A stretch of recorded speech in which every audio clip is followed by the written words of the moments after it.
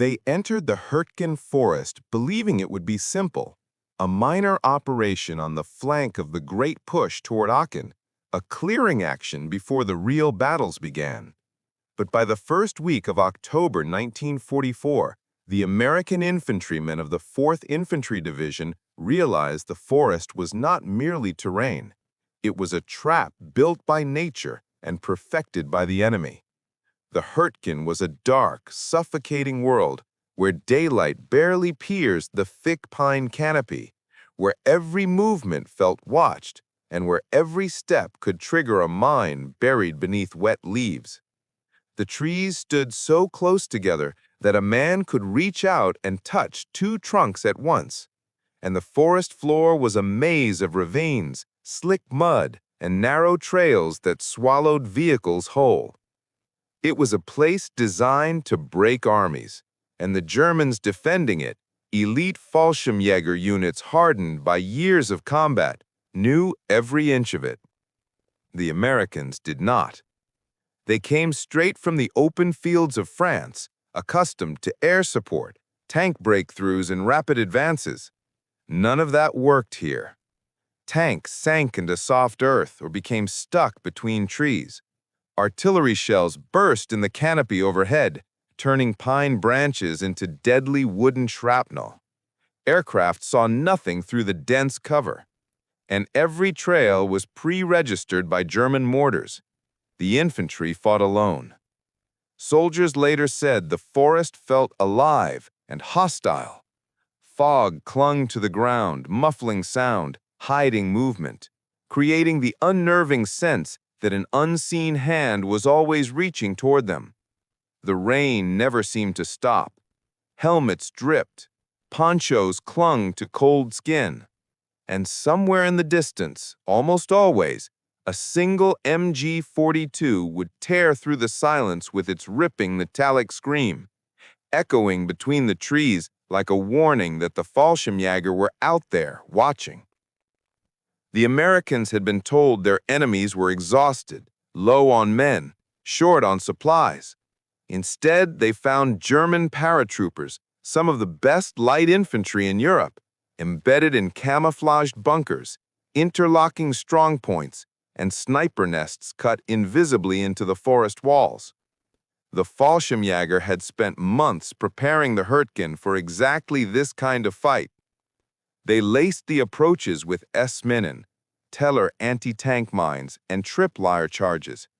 They built kill zones where Americans advancing down narrow trails would suddenly find themselves trapped between machine guns firing from multiple angles.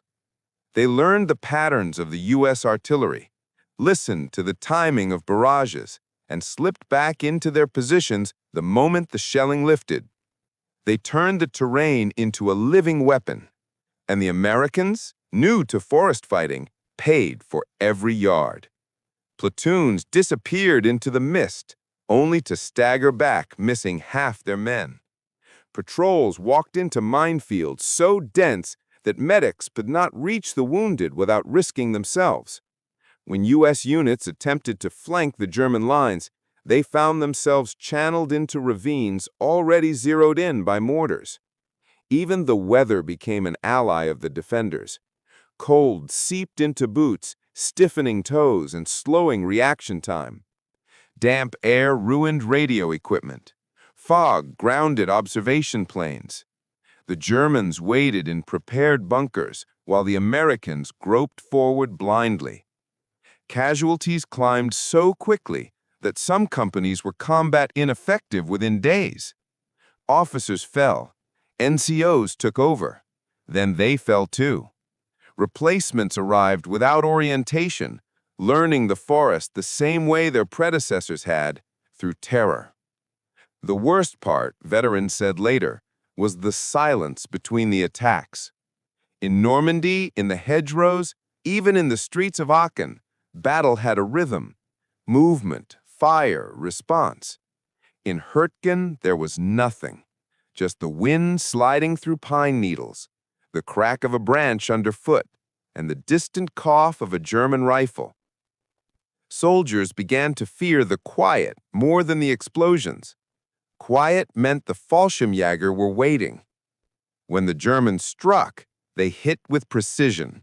A single machine gun could hold up an entire battalion. A lone sniper could halt a company for hours.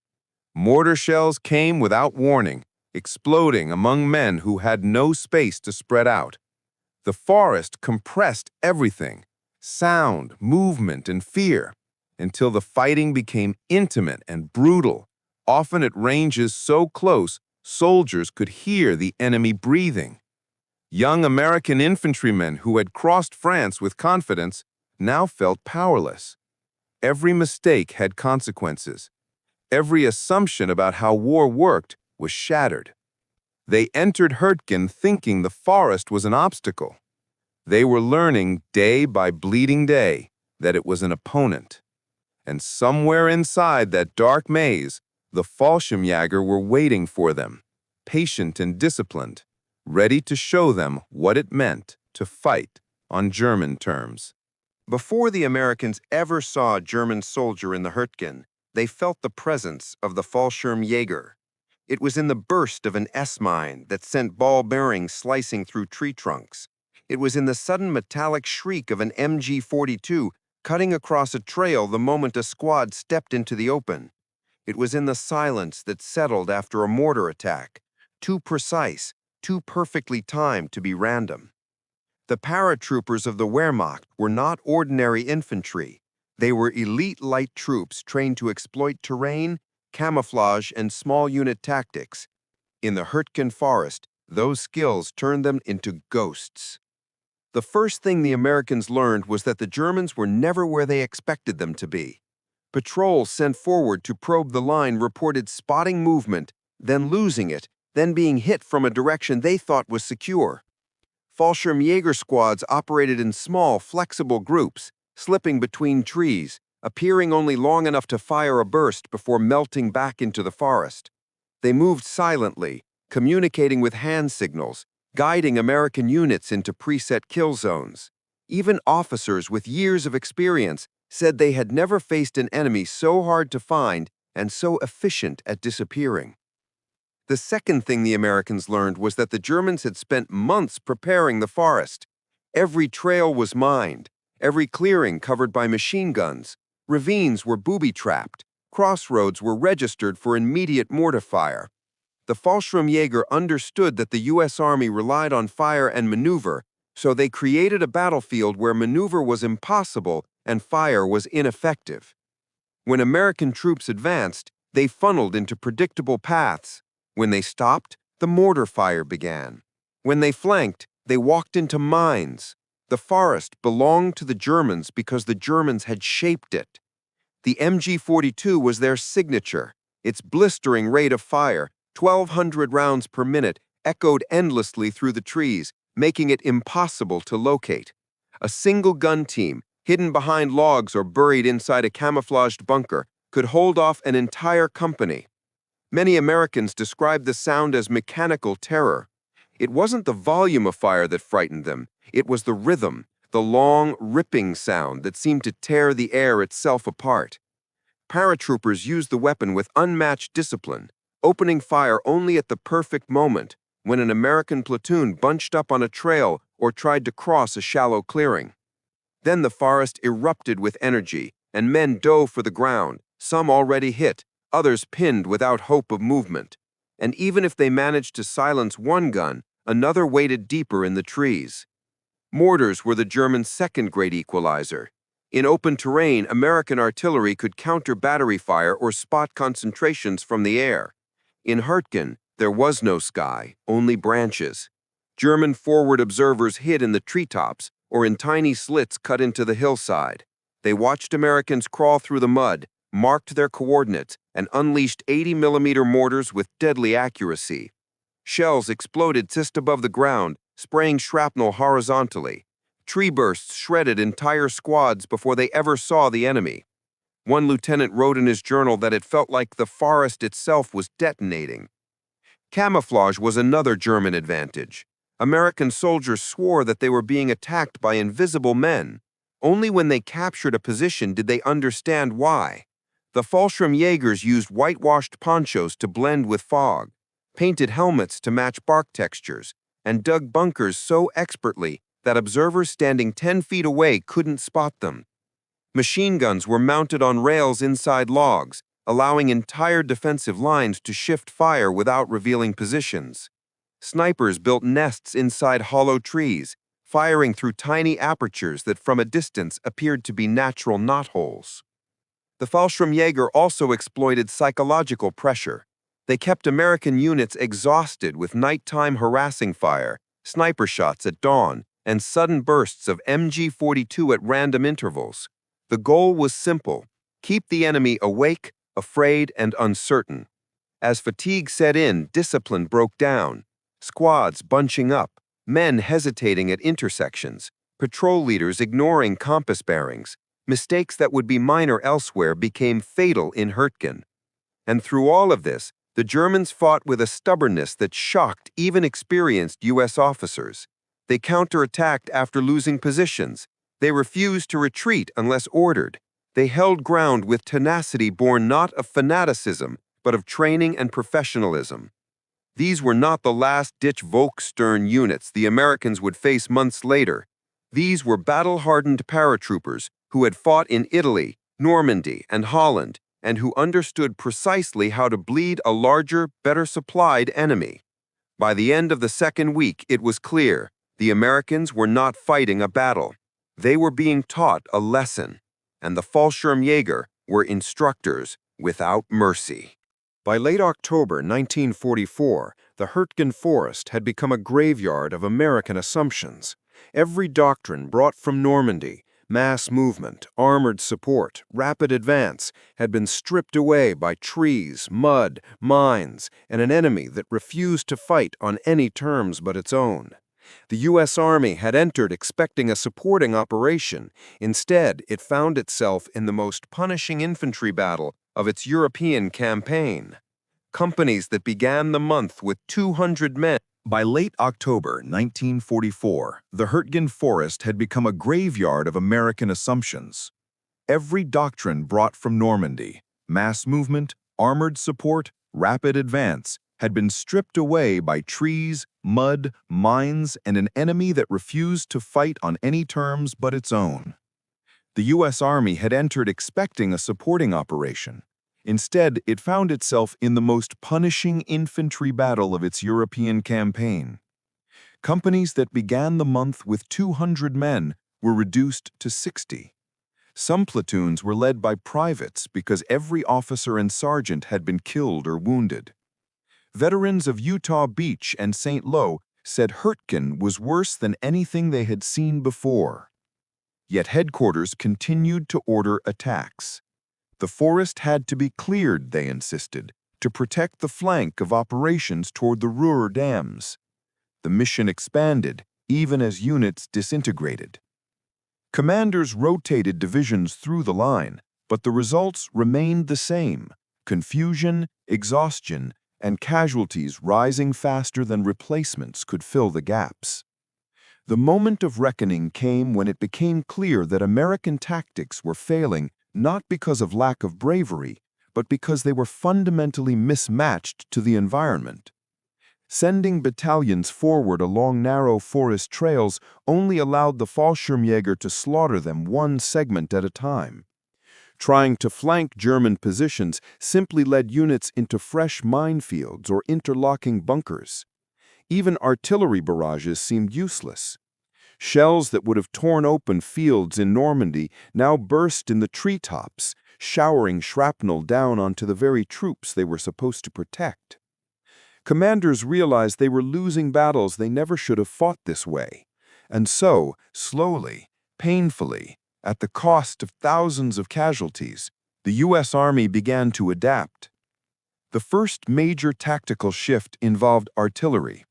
American observers learned to call for tree-burst barrages, deliberate detonations in the canopy above German positions. The effect was devastating. Branches became splinters, shrapnel ricocheted into trenches, and machine gun crews were driven from concealed nests. Paratroopers who had once mocked American artillery now feared it. The second adaptation came from the engineers. They became the most essential soldiers in the forest, moving ahead of infantry to clear mines, blow open trails, destroy booby traps, and cut lanes through the undergrowth. Many died doing so, crawling on hands and knees with bayonets probing the earth while MG-42 fire snapped overhead. But without engineers, no unit could advance more than a few yards. Some battalions joked, grimly, that they survived only because the engineers cleared a path to die on. American infantry also had to relearn how to fight. Units began advancing in dispersed formations rather than bunching along trails. Fire teams moved from tree to tree, maintaining constant visual contact, never assuming a direction was safe simply because a map said so. Squad leaders held men close enough to support each other, but far enough apart that a single burst of machine gun fire couldn't wipe them all out. Patrols became stealthier, quieter, more methodical. Gone were the open field rushes of France. In Hurtgen, a platoon advanced like hunters, listening, pausing, waiting for a sign of movement, then striking suddenly to overrun a position before the Fallschirmjäger could regroup. But still, every gain came at a price. The forest resisted progress as fiercely as the Germans did. Soldiers slipped into ravines hidden by fallen leaves. Streams became icy traps where men broke ankles or drowned under packs. Cold rain soaked through uniforms, numbing fingers until rifles jammed and grenades slipped from frozen hands. Trench foot spread. Frostbite claimed toes and fingers. The wounded often could not be evacuated. Stretcher teams were shot at, and medical jeeps could not navigate the trails. And yet, even as casualties mounted, the Americans discovered something unexpected. When they adapted, the Fallschirmjäger felt it. The German defenders who had once dominated every encounter now found their bunkers isolated by coordinated barrages, their minefields breached, their flanking attempts blunted by American patrols operating with newfound discipline. A battle that had been entirely one-sided began to tilt inch by inch, tree by bloody tree. It was not a sudden shift. There was no breakout, no dramatic victory. There was only attrition, endless, grinding attrition, as the U.S. Army reshaped itself into a force capable of fighting in the most hostile terrain it had ever faced. But the men on the ground understood something deeper. Hurtgen was teaching them how to survive, how to improvise, how to fight an enemy that had once seemed invincible.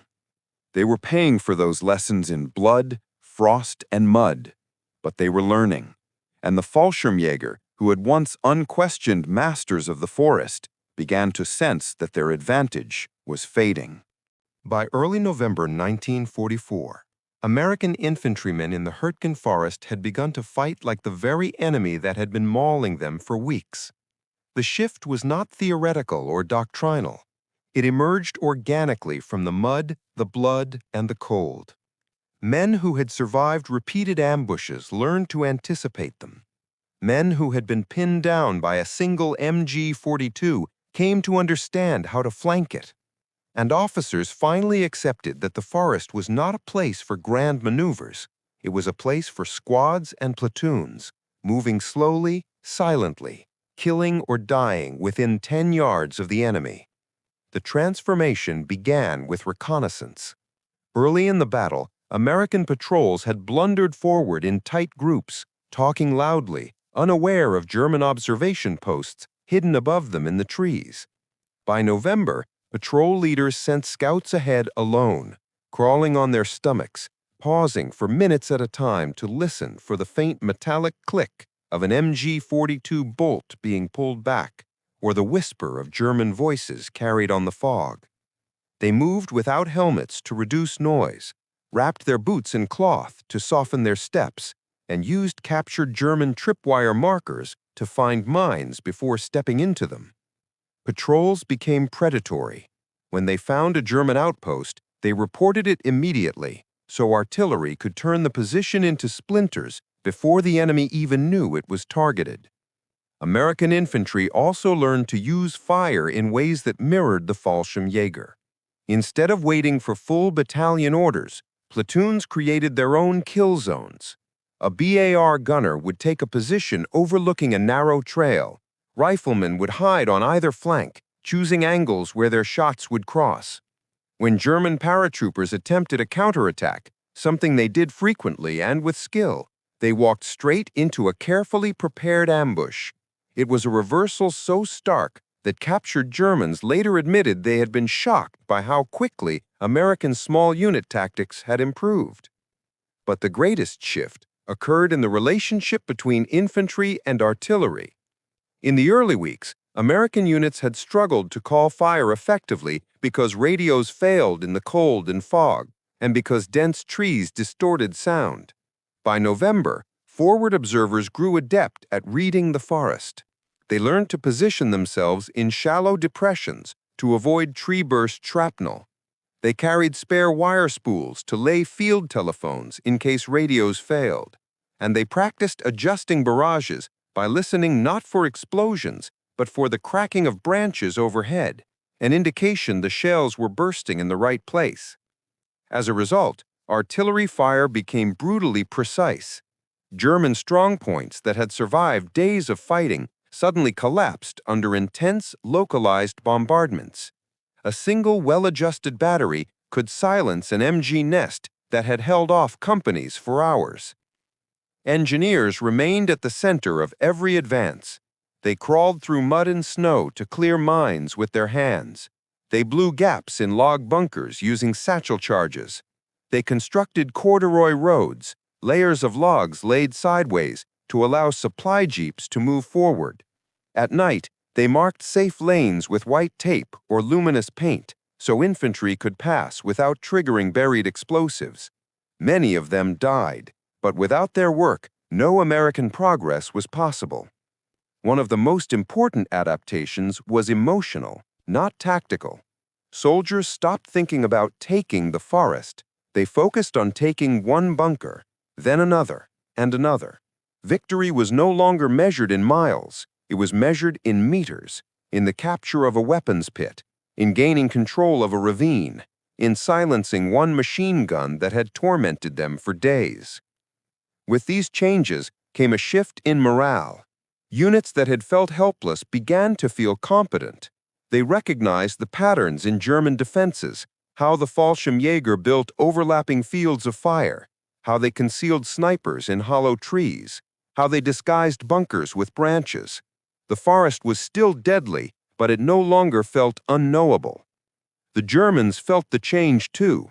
Paratroopers who had once slipped effortlessly between positions found themselves pursued by American patrols who matched their stealth with equal determination. Bunker lines that had once stalled entire regiments were isolated and destroyed by coordinated infantry engineer teams.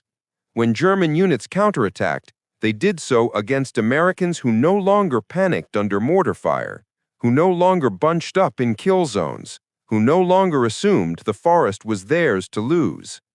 Yet adaptation did not eliminate suffering. Cold rain continued to soak through uniforms. Frostbite crippled men more effectively than bullets. Mud turned foxholes into pits of freezing water. Rotting leaves produced a stench that clung to clothing and hair. Some men went days without sleep, jumping at every snapped twig. Chaplains buried bodies in shallow graves because the ground was too hard to dig deeper. Still, something fundamental had shifted. The Fallschirmjäger were no longer fighting a disoriented army. They were fighting an evolving one, an army that had absorbed the lessons of the forest and begun to turn them back on their teachers. The Americans had not yet won, but for the first time, they were no longer simply enduring the Hurtgen. They were starting to master it. And in the dark, frozen depths of that terrible forest, mastery was the only path to survival. By December 1944, after months of agony, adaptation, and attrition, American forces finally began to break through the German defensive lines in the Hurtgen forest. But if the map showed progress, Villages captured, ridges secured, bunkers destroyed. The men who fought there saw only the arithmetic of survival. How many were still alive? How many had been carried back through the mud? How many empty helmets lay beside foxholes, half filled with frozen rainwater? The victory, when it came, felt hollow, quiet, and terribly expensive. No triumphant breakthrough marked the end of the Hurtgen. By December 1944, after months of agony, adaptation, and attrition, American forces finally began to break through the German defensive lines in the Hurtgen forest. But if the map showed progress, villages captured, ridges secured, bunkers destroyed, the men who fought there saw only the arithmetic of survival. How many were still alive? How many had been carried back through the mud? How many empty helmets lay beside foxholes, half filled with frozen rainwater? The victory, when it came, felt hollow, quiet, and terribly expensive. No triumphant breakthrough marked the end of the Hurtgen. Instead, it eroded slowly. German units, battered by weeks of bombardment and starved of reinforcements, began to withdraw to secondary positions.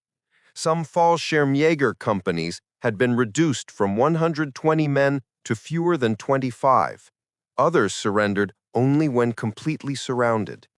Yet even in retreat, they fought with discipline and deadly precision, slipping between trees, establishing new ambush sites, and forcing the Americans to win the forest one bloody clearing at a time.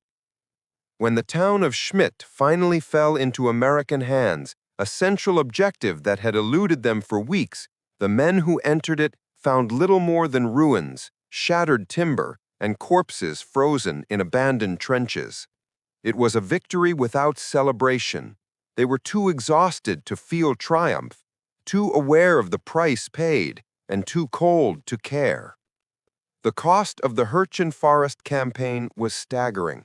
More than 33,000 American casualties, killed, wounded, missing, or evacuated from exposure, had been suffered in an area barely 50 square miles.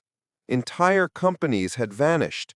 Some battalions were so depleted they ceased to exist as fighting units. Field hospitals overflowed with frostbite cases, trench foot infections, and psychological trauma.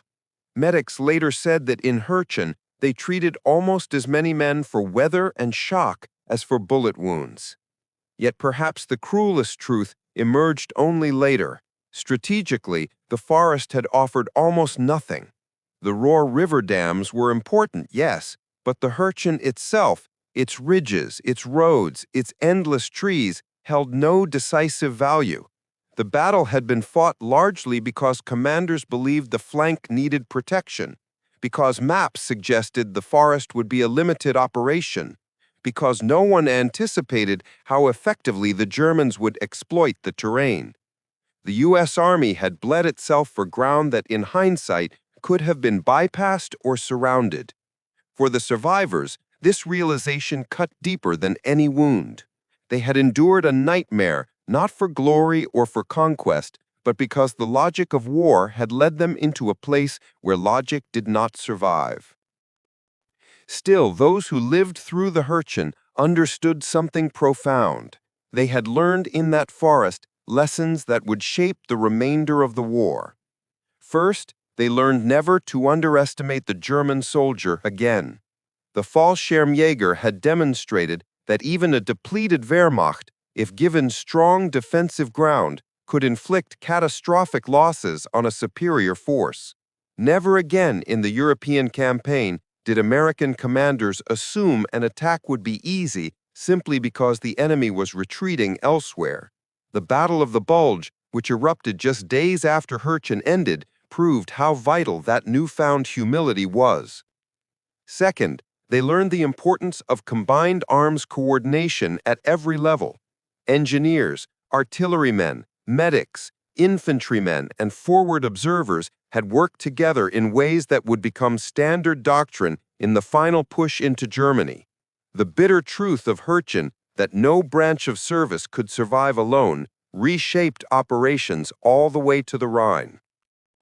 Third, they learned the psychological cost of prolonged exposure to hostile terrain. Modern U.S. Army studies still cite Hürtgen as a case study in combat stress, morale collapse, and the physical limits of infantry endurance. Men who walked out of the forest carried its shadows with them for the rest of their lives.